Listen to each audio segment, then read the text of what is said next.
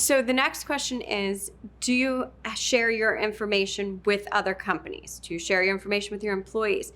You likely need a form non-disclosure agreement. A non-disclosure agreement is going to say no one can share your information, your contracts, what you do with someone else. It protects your company, your privacy.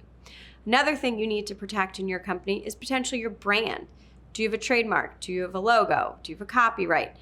If that's something a lawyer can help you with and determine that, but you need to get that situated now before it's too far down the line. We have a client recently who got a cease and desist letter that they were using somebody else's name that was trademarked already, and they opened their doors 2 months ago, so they're scrambling around trying to figure out what to do. Another consideration is, do you have employees? Do you have independent contractors? If so, you need a contract with them too. So there are a lot of contracts, a lot of legal documents that you need to think about. And working with a lawyer can help you prioritize what's a priority to invest in today versus what can be deferred.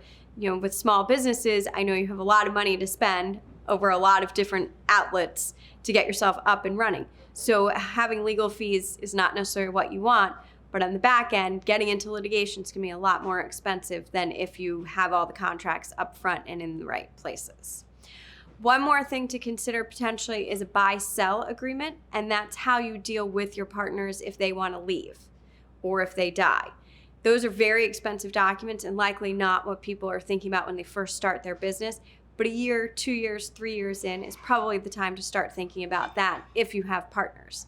Again, if you're solo-owned business, the contracts with your customers, the contracts with your independent contractors or employees, and protecting your brand are the agreements that you want to have in place.